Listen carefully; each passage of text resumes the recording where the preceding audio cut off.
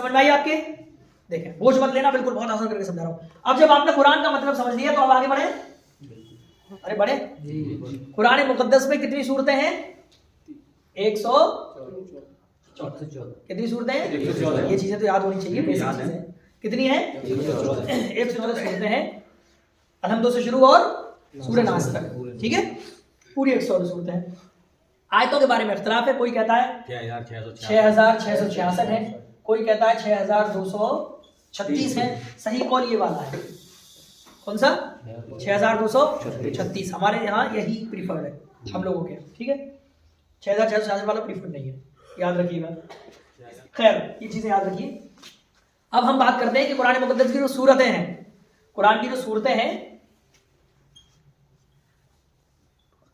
वो नाजिल होने के एतबार से उनका 2 हिस्सों में क्लासिफिकेशन किया जाता है, ठीक है। देखो, आप जब कुरान पढ़ते हैं ना, तो बिस्मिल्लाह के बाद ही शुरू में ही लिखा होता है कि ये सूरत जो है मक्की है, या लिखा होता है ये सूरत मदनी है। तो सूरतें या तो मक्की होंगी या फिर मदनी होंगी। ये फर्क आपको समझना है, किसे मक्की कहा जाता है और किसे मदनी कहा जाता है। सूरतें या तो मक्की होंगी, ठीक, या फिर मदनी होगी। मदनी कब कहा जाएगा, मक्की कब कहा जाएगा, ये आपको समझना है। मक्की तब कहा जाएगा हुजूर सल्लल्लाहु अलैहि वसल्लम ने हिजरत फरमाई। हिजरत का मतलब मक्का छोड़कर आका सल्लल्लाहु अलैहि वसल्लम मदीना शरीफ में रहने लगे, इसे बोलते हैं हिजरत, ठीक है, माइग्रेशन। जैसे यहाँ पे हमें लोग परेशान करें, हमें जीने ना दें, तो हम पटियाली छोड़ के कहीं और रहने लगे, तो हम कहेंगे, तो आप कहेंगे मौलाना हिजरत कर गए, ठीक है। तो इसे बोलते हैं हिजरत, क्लियर। हिंदी में कहते हैं पलायन। क्या कहते हैं? पलायन। तो हुजूर ने जो हिजरत की थी वो की थी 622 ईस्वी में। ये तारीख याद रखिए, कब? 622 ईस्वी में। तो हिजरत जब आका सल्लल्लाहु अलैहि वसल्लम ने की, उसी साल से हमारा हिजरी वाला कैलेंडर शुरू हुआ, ठीक। हमारा हिजरी वाला कैलेंडर कब शुरू हुआ? जैसे हम कहते हैं चांद की तारीख वाला कैलेंडर कब शुरू हुआ? 622 में। तो 622 में नबी ने हिजरत फरमाई, जबकि हुजूर सल्लल्लाहु अलैहि वसल्लम की पैदाइश कब हुई? 570 ईस्वी में, ठीक। बहुत अच्छे समझना, बहुत मजा आएगा आपको। और नबी ने नबी होने का ऐलान कब किया? 40 साल की उम्र में। तो 570 प्लस 40 610। तो कुरान की शुरुआत नबी में कब से हुई? 610 में। कब से हुई? 610। ये तारीखें याद करने की है, आप रटिए मत, बस ऐसे ही थोड़ा दिमाग में खाका बना लीजिए यार, हुजूर फिर 40 साल में ऐलान किया, प्लस कर दो, खुद समझ जाएंगे आप, ठीक है। तो हुजूर ने 610 पे हुजूर पर कुरान नाज़िल होना शुरू हुआ। 622 में आपने मक्का छोड़ के आप मदीना चले गए। तो अब 610 में जब कुरान नाज़िल हुआ और 622 में आप मक्का छोड़ के मदीना चले गए, तो कितने साल गुजरे यहाँ पे बीच में? 12 साल, ठीक। तो ये जो 12 साल थे, ये कहां गुजरे? मक्का में। तो इन 12 साल को बोला जाता है आका की मक्की जिंदगी। कौन सी जिंदगी? मक्की। जैसे मैं पटियाली में गुजारूं 10 साल तो कहा जाएगा पटियाली वाली जिंदगी, गंज में गुजारूं 10 साल तो कहा जाएगा जिंदगी, समझ गए। तो आका सल्लल्लाहु अलैहि वसल्लम ने हिजरत से पहले और कुरान के नुज़ूल के बाद जो बीच में थे वो 12 साल, वरना तो ये 40 और प्लस कर लो आप, तो फिर 52 हो गए टोटल कितने हो गए? 52। मैं ये जो बता रहा हूं कुरान के नुज़ूल के शुरू होने के बीच के, वरना पूरे साल मक्का में आका ने कितने गुजारे? 52 या 53, ठीक है। अरे 40 प्लस 12 कितने हुए? 52 हुए ना। तो पूरे साल तो 52 थे जो मक्का में गुजारे, और 13 साल मदीना शरीफ में, तभी तो 63 साल की उम्र हुई। लेकिन मैं बात कर रहा हूं जब से कुरान नाज़िल होना शुरू हुआ तब से लेकर हिजरत तक कितने साल गुजारे? 12 साल। अब देख, इतनी बात समझ गए आप? फिर 622 में जब आका ने हिजरत की और आका सल्लल्लाहु अलैहि वसल्लम की जो वफात हुई है वो हुई है 63 साल की उम्र में। कितनी उम्र में? 63 साल की उम्र में। तो ये 52 साल गुजरे, इसमें 8 और 3 कितने हुए? 11 और प्लस कर दो 622 में, तो बनता है 633। लेकिन 33 नहीं बोलना है आपको, क्या बोलना है आपको? 631। ये ईस्वी के हिसाब से, चूंकि 3 साल के बाद, तो 631 में आका सल्लल्लाहु अलैहि वसल्लम वफात फरमाई। अब मदीना शरीफ में जो 13 साल गुजारे आका ने, ठीक है, कितने साल? 13 साल। ये है हिजरत के बाद के, हिजरत के बाद के। और ये सब क्या थे? हिजरत से पहले के। अब आप ये सब चीजें भूलिए, इस पर फोकस रखिए। हिजरत कब की थी? बोलिए 622 में। और मदीना शरीफ में कितने साल गुजारे? 13 साल। अब देखें जो सूरतें, अब आ रही है यहाँ पे मक्की और मदनी, हुजूर सल्लल्लाहु अलैहि वसल्लम पर जो सूरतें हिजरत से पहले नाजिल हुई उन्हें कहा जाता है मक्की। क्या कहा जाता है? मक्की। बोलिए क्या कहा जाता है? मक्की। कोई कंफ्यूजन तो नहीं है? चाहे वो मक्का के अंदर ना हुई हो नाजिल, मक्का के बाहर हुई हो, लेकिन वो कहलाएंगी क्या? क्यों? क्योंकि वो हिजरत से पहले नाजिल हुई। समझ में आया भाई? समझ गए? और जो सूरतें हिजरत के बाद नाजिल हुई इस 13 साल के अरसे में, वो क्या कहलाएंगी? चाहे वो मदीना से बाहर नाजिल हुई हो, चाहे वो मदीना से, जैसे मक्का और मदीना के दरमियान और भी तो शहर है ना, हुजूर जिहाद में भी गए, कभी कहीं गए, कभी कहीं गए, तो वहां भी वही नाजिल हुई रास्ते में। तो आप कहेंगे हजरत मदीना में, हम कहेंगे नहीं, हिजरत से पहले है तो सूरत कौन सी होगी, और हिजरत के बाद है तो कौन सी होगी? अब बताओ, कोई कंफ्यूज, कोई कंफ्यूजन? बिल्कुल क्लियर है? बिगाड़ दूं? इतनी बात समझ में आ गई? अब कुरान शुरू करें। अभी तक तो कुरान से पहले की बात हो रही थी, अब कुरान शुरू करें। सिर्फ बिस्मिल्लाह पढ़ाएंगे और टाइम भी हो जाएगा इंशाअल्लाह। क्या पढ़ाएंगे? और मैं ये कोशिश करूंगा कि जितना कुरान मैं आपको बता रहा हूं अरबी बोलकर आपसे पढ़वा भी लूं, एक तरह से आपका नाजरा भी हो जाएगा। समझ गए? जैसे मैं पढ़ूंगा बिस्मिल्लाहिर्रहमानिर्रहीम, आप भी दोहराइए बिस्मिल्लाहिर्रहमानिर्रहीम। ऐसे कुरान की जो जो आयत आई है वो मैं पढ़वाऊंगा आपसे, ताकि पूरा कुरान आप पढ़ लें। जब भी हमारा पूरा होगा या जितने भी पारे अभी होंगे वो तो आप पढ़ ही लेंगे ना, जुबान पे तो आ ही जाएगा। ठीक है, तो अब हम शुरू करते हैं बिस्मिल्लाह से। किससे?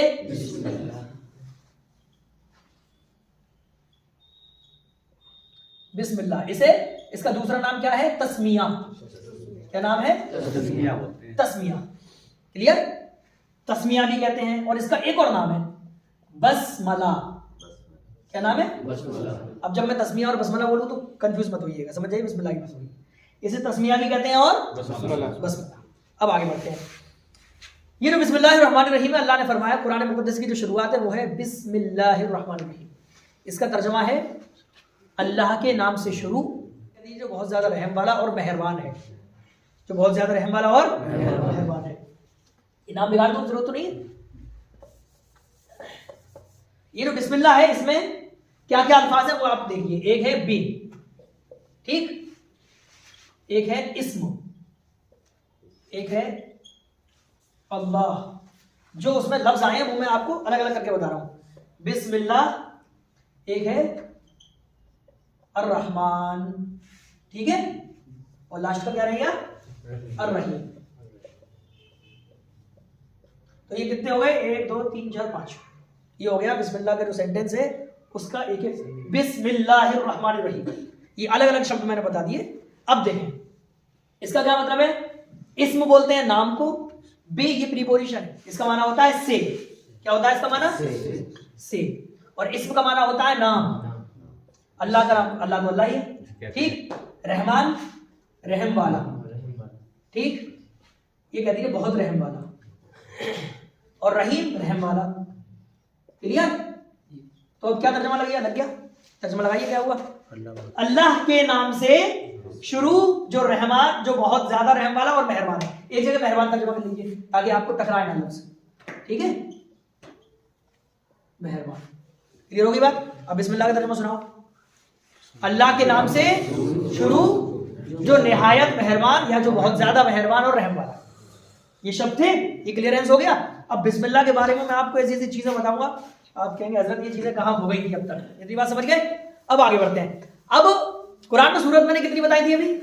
114। ये चीजें भूलने की नहीं है, सब याद करो। कितनी है? 114। और आपने देखा है कुरान में हर सूरत से पहले बिस्मिल्लाह लिखा होता है। तो बिस्मिल्लाह कितनी बार आएगा कुरान में? कितनी बार आएगा? कितनी बार आएगा? यही तो गलती है। सूरतें कितनी है कुरान मुकद्दस में? हर सूरत से पहले बिस्मिल्लाह लिखा है, लेकिन सूरत तौबा से पहले नहीं है। सूरत तौबा से पहले। तो फिर कितनी बार हुआ कुरान में ये? 113 ना है, 114 बार ही। कैसे? कैसे? क्योंकि सूरह नम्ल में एक जगह बीच में आया है। कहाँ आया है? बीच में। इन्नहु मिन सुलेमान इन्नहु बिस्मिल्लाहिर्रहमानिर्रहीम, है ना? हजरत सुलेमान ने जब खत भेजा था तो उसने मक्का ने देख के क्या कहा? ये सुलेमान की तरफ से है और ये अल्लाह के नाम से शुरू है। तो वहां बीच में बिस्मिल्लाह आया है। तो बिस्मिल्लाह ओवरऑल हुआ कितनी बार? 113 बार सूरतों से पहले और एक बार सूरह नम्ल के बीच में। सूरह नम्ल के बीच में। समझ गए? इतनी बात क्लियर? अब देखें और कितनी राज की बात बताऊंगा आपको बिस्मिल्लाह के मुताबिक। अब कोई पूछे कुरान में कितनी सूरतें हैं? 114। और बिस्मिल्लाह कितनी बार है? बिस्मिल्लाह कितनी बार है? हाँ, क्योंकि सूरह तौबा के शुरू में बिस्मिल्लाह नहीं लिखा है, 113 हो गया, लेकिन सूरह नमल के बीच में भी आया है, तो कितनी बार हुआ? 14। भूलना मत। अब देखो एक और मजे की बात, ये जो बिस्मिल्लाह है इसके बारे में उलमा का ये कुछ इख्तिलाफ किस चीज में है? जैसे बिस्मिल्लाह हर सूरत से शुरू में लिखा हुआ है कि नहीं लिखा है? तो आपके दिमाग में ये आता होगा, जब बिस्मिल्लाह हर सूरत के शुरू में लिखा है तो इसका मतलब हर सूरत का हिस्सा ही हर सूरत के शुरू में लिखा है, तो दिमाग में ये तो आएगा कि हर सूरत का हिस्सा है, तभी तो हर सूरत से पहले पढ़वाया जा रहा है, दिमाग में ये आता होगा। लेकिन ऐसा नहीं, बिस्मिल्लाह कुरान का हिस्सा है, इसमें कोई इख्तिलाफ नहीं, कुरान का तो हिस्सा है ही क्योंकि बीच में आई है, ठीक। लेकिन हम बात कर रहे हैं उस बिस्मिल्लाह की जो हर सूरत के शुरू में है, हम उस बिस्मिल्लाह की बात नहीं कर रहे जो सूरह नमल के बीच में आया है, वो तो है ही कुरान का हिस्सा। हम बात कर रहे हैं उस बिस्मिल्लाह की जो कुरान में अलग से लिख दिया जाता है हर सूरत से पहले सजा के, ठीक है, उसके बारे में उलमा का इख्तिलाफ है। कुरान का हिस्सा तो सभी मानते हैं बिस्मिल्लाह को, लेकिन वो जो बिस्मिल्लाह जो हर सूरत के शुरू में है उसके बारे में उलमा का इख्तिलाफ है। कुछ उलमा ये कहते हैं कि ये जो बिस्मिल्लाह है ये सूरतों का हिस्सा है। 3 स्टैंड है उलमा के, कितने? 3 स्टैंड का मतलब मौकिफ, ठीक है। कुछ लोग कहते हैं हर सूरत का हिस्सा है, हर सूरत का हिस्सा है। कुछ लोग कहते हैं हर सूरत का हिस्सा नहीं है, बल्कि खुद में ही अलग से एक आयत है, बल्कि खुद में ही अलग से एक आयत है, अलग से आयत, क्लियर। कुछ उलमा ये कहते हैं ना ये हर सूरत का हिस्सा है, ना ये खुद में अलग से एक आयत है, बल्कि अलहम्दो का हिस्सा है, सूरह फातिहा का हिस्सा है, सूरह फातिहा का हिस्सा है। क्लियर हो गई बात? कितने स्टैंड हुए बिस्मिल्लाह को लेकर? किस बिस्मिल्लाह की बात हो रही है? जो सूरतों के शुरू में लिखा रहता है। अजीम भाई तवज्जो है, कभी सुनी ये बात है आपने? आप अगर कुरान 1% नाजरा ना भी कर पाए, लेकिन अगर आपको ये इल्म आ गया तो ये समझिए बहुत बड़ा इल्म आ गया, समझ गए। लेकिन नाजरा भी पढ़िए, कुरान पढ़ना भी जरूरी है। तो कितने स्टैंड हुए? कुछ उलमा कहते हैं हर सूरत का हिस्सा है, कुछ कहते हैं हर सूरत का हिस्सा नहीं है बल्कि वो खुद में एक अलग से आयत है, कुछ कहते हैं हर सूरत का हिस्सा नहीं है बल्कि सिर्फ और सिर्फ सूरह फातिहा का हिस्सा है। 3 स्टैंड क्लियर हो गए? सही स्टैंड क्या है सबसे? ये भी हमारे सुन्नी उलमा ने कहा, ये भी हमारे सुन्नी उलमा ने कहा, ये भी सुन्नी उलमा ने कहा, लेकिन हमारे इमाम आज़म अबू हनीफा का जो मौक़िफ़ मंसूब है उनकी तरफ और जो प्रीफर्ड मौक़िफ़ है वो ये वाला है। कौन सा? ना तो सूरतों का हिस्सा है वो, ना सूरह फातिहा का हिस्सा है, बल्कि खुद में अलग से एक आयत। इसीलिए हुक्म दिया जाता है कि जब तरावी इमाम सुनाए तो एक बार बिस्मिल्लाह तेज से पढ़ दे ताकि कुरान की हर आयत को पढ़ लिया जाए, वरना बिस्मिल्लाह रह जाएगी नहीं, रह जाएगी नहीं।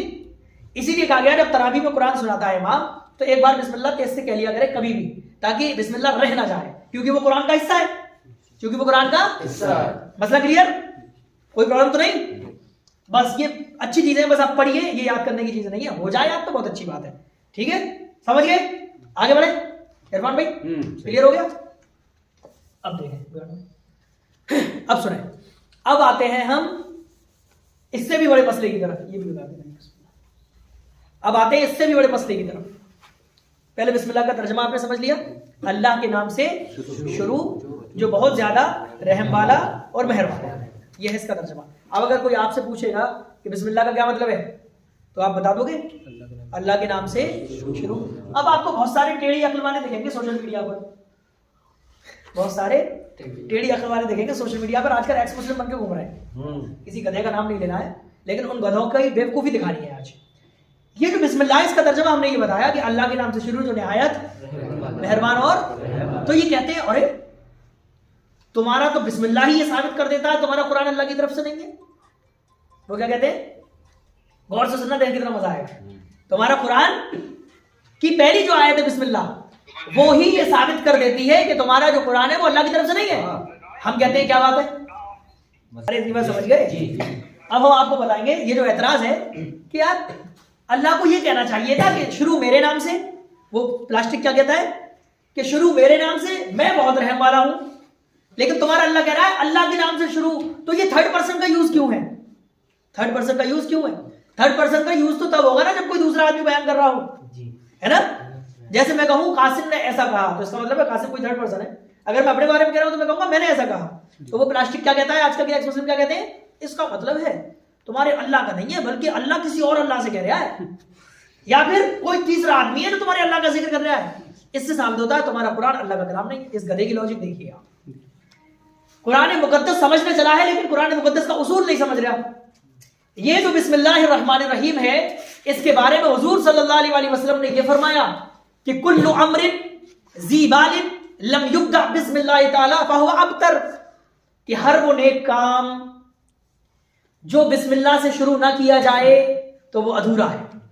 तो वो क्या है? अधूरा। तो इस हदीस से ये समझ में आया बेवकूफ आदमी ये बिस्मिल्लाह अल्लाह ताला बंदों को सिखा रहा है, बंदों को सिखा रहा है कि जब तुम नेक काम की शुरुआत करो तुम मेरे नाम से करो।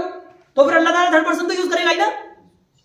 अगर इरफान भाई मुझसे कहे मौलाना आप मेरी तरफ से ये खत हसीन को भेज दो, लिखो, ठीक है मैं लिख रहा हूं, तो इरफान भाई बोलेंगे ये खत इरफान इब्ने नियाज मोहम्मद की तरफ से हसीन इब्ने गुलजार की तरफ, ठीक, तो लिख तो मैं रहा हूं ना, और इरफान भाई लिखवा रहे हैं, लेकिन इरफान भाई अपने लिए थर्ड पर्सन यूज कर रहे हैं, तो उसका क्या मतलब है? कोई और लिखवा रहा है या बोलने वाला कोई और है?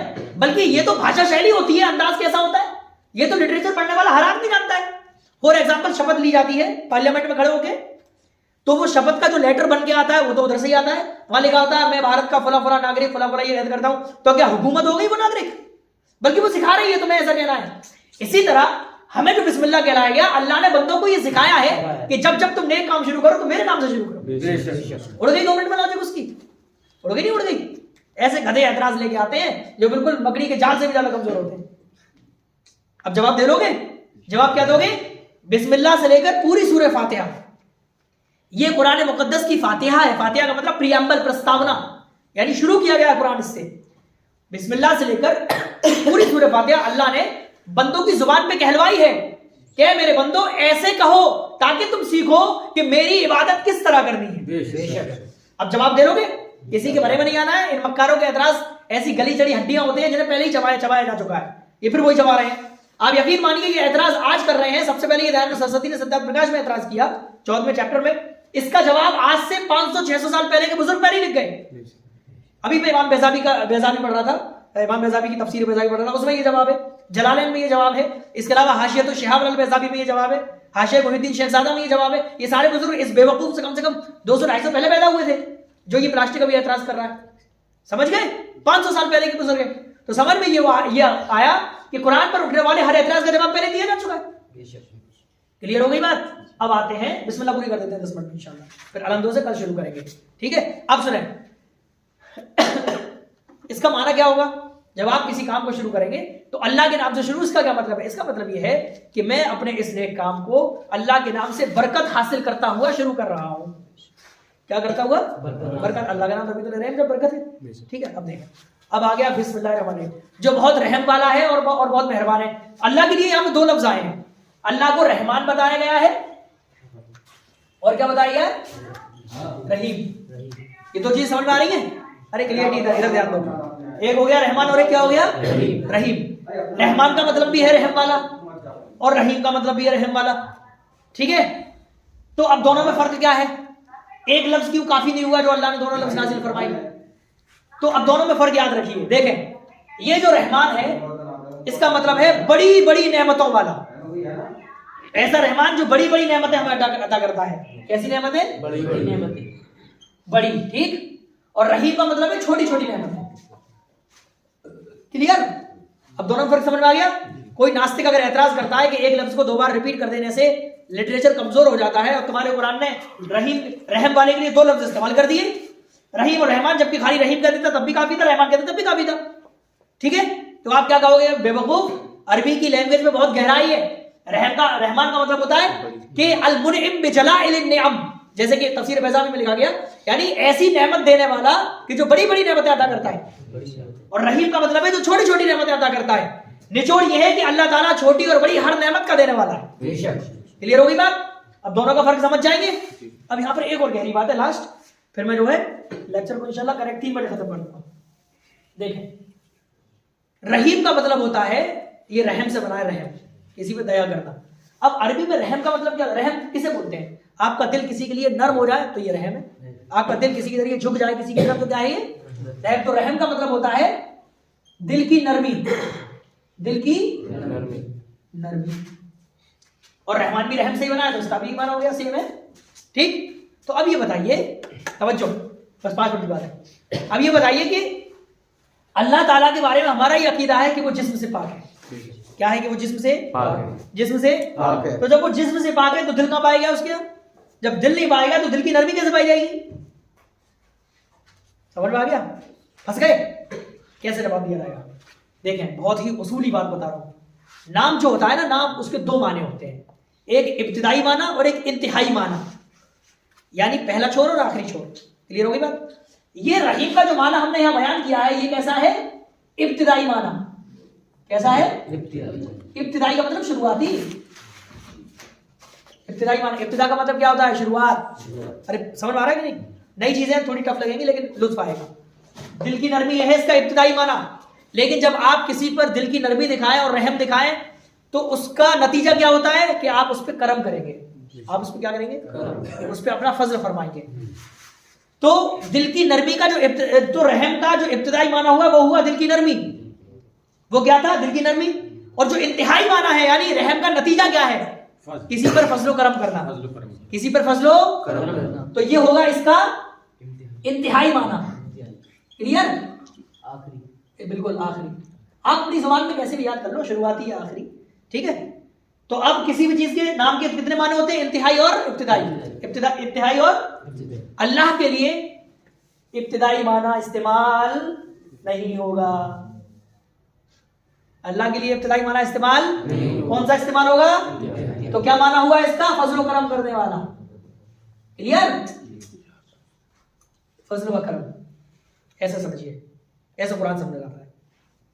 कोई एतराज कर दे, एक तरफ आप ये कहते हो कि खुदा का जिस्म नहीं है, उधर आप खुदा को रहीम भी कह रहे हो, अल्लाह को जो है कहर भी कह रहे हो, जब्बार भी कह रहे हो।